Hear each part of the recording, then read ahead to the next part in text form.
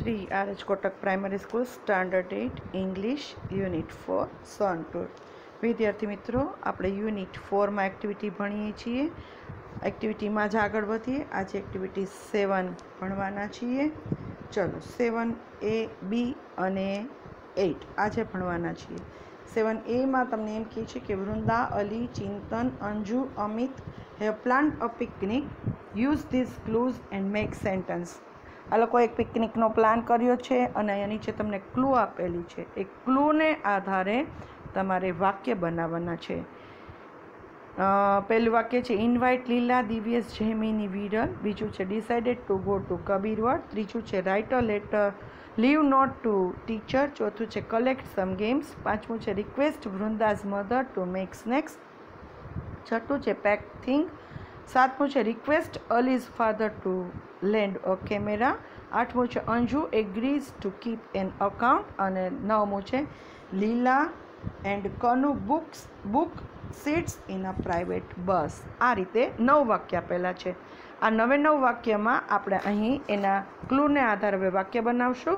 પહેલું તમને એક એક્ઝામ્પલ એની અંદર પણ આપેલું છે કે એક્ઝામ્પલની અંદર તમને એમ કહે છે કે ધે હેવ ઇન્વાઇટેડ લીલા, દિવ્યેશ, જેમિની એન્ડ વિરલ। બાકીના વાક્ય આપણે બનાવશું। તો હવે બનાવીએ। They have decided to go to Kabirvad, એટલે એ decided to go to Kabirvad ઉપરથી આપણે વાક્ય બનાવીએ। પછીનું વાક્ય છે write a leave note to the teacher, તો they have written a leave note to the teacher. ચોથું છે collect some games, they have collected some games. પાંચમું છે request Vrunda's mother to make snacks, they have requested Vrunda's mother to make snacks. Pack things, they have packed things. Request Ali's father to lend a camera, they have requested Ali's father to lend a camera. પછી છે Anju agrees to keep an account, Anju has agreed to keep an account. અને નવમું છે Leela and Kanu booked seats in a private bus, Leela and Kanu have booked seats in a private bus. વિદ્યાર્થી મિત્રો, આ તમે ગ્રામરમાં આનું એક ચેપ્ટર જ આવે છે જે તમારે ભણવાનું છે। આની અંદર તમે ખાલી એટલું જોઈ લો, they have collected, they have decided, have written, તો રાઇટનું રોટ અને રોટનું રિટન એટલે ભૂતકૃદંત વાપરેલું છે। એવું કયા ચેપ્ટરમાં આવે છે એ તમે શોધી કાઢજો તમારા ગ્રામરમાં। આપણે ગ્રામરના ચેપ્ટરમાં આ વધારે વિગતથી ભણીશું, પણ અહીં તમારે જે વાક્ય બનાવવાના હતા એ આપણે 8 વાક્ય બનાવી લીધા છે અને સમજી પણ લીધા છે। તો હવે આપણે એક્ટિવિટીમાં આગળ વધીએ।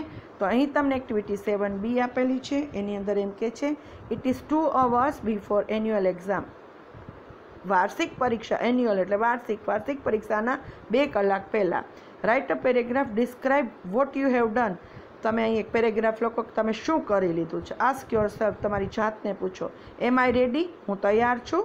તો અહીં તમને એક વાક્ય પહેલું આપેલું છે I have put 2 pens in my compass box, પછી આઈ હેવ કરીને આપણે લખવાનું છે। અને છેલ્લું આપેલું છે oh I have forgotten to study this lesson.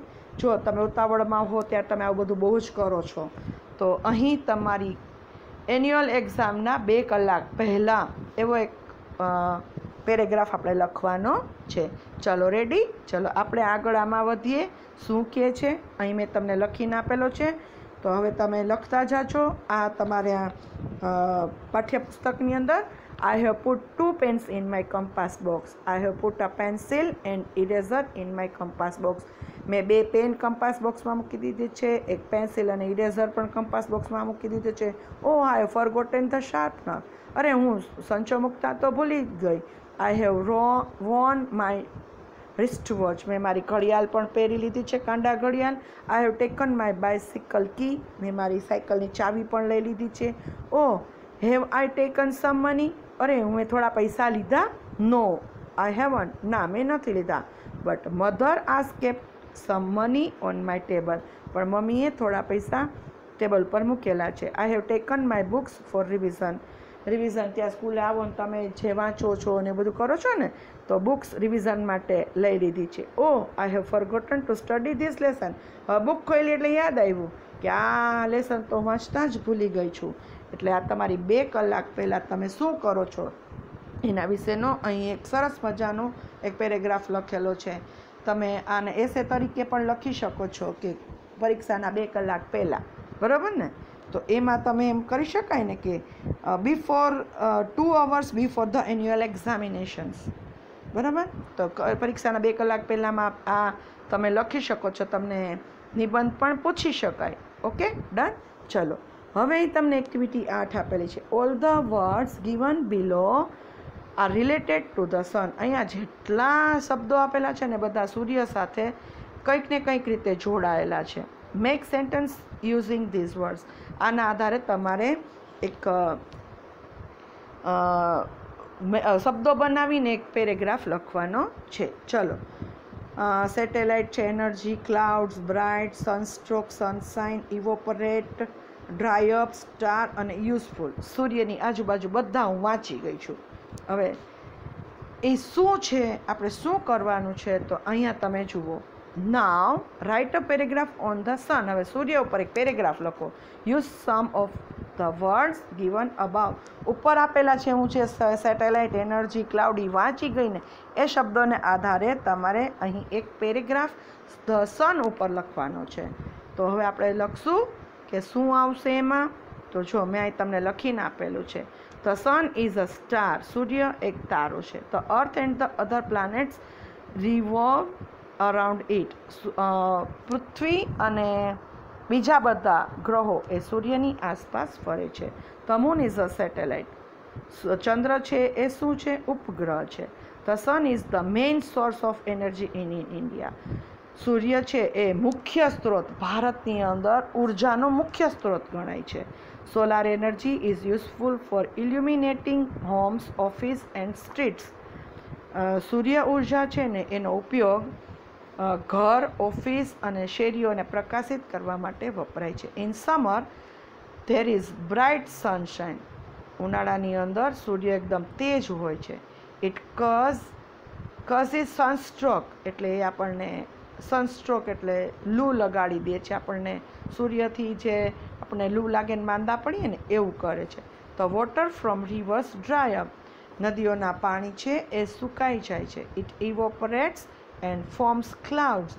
હવે વાદળ બંધાય કેવી રીતે? ઇવોપરેટ એટલે એનું વરાળ થાય છે અને એ વાદળ બાંધે છે. જે પાણી ભરેલા હોય એની પર સૂર્યનો પ્રકાશ પડે અને પાણીમાંથી વરાળ થાય અને વરાળ થયા પછી વાદળ બંધાય છે. અને એ વાદળ શું થાય? વાદળ પછી શું થાય? તમે જો ભણતા હો તો જલચક્ર, તો એની અંદર એવી રીતે આવે કે સૂર્યના તાપથી દરિયા અને એના જે પાણી છે ગરમ થાય, એની વરાળ થાય. વરાળ એ વાયુ સ્વરૂપે ઉપર ચડે અને એનું વાદળ બંધાય ને પછી વાદળ છે એ વરસી પડે એટલે આપણને વરસાદ આવે. સમજાણું? એટલે આપણે ધ સન વિશેનો અહીં એક સરસ મજાનો નિબંધ પણ લખી લીધો છે. આ તમારે તમારા પાઠ્યપુસ્તકની અંદર લખી લેવાનો છે. Okay, done. ચલો હવે તો આગળ જોઈએ. Thank you for watching. See you soon in the next lecture. Goodbye.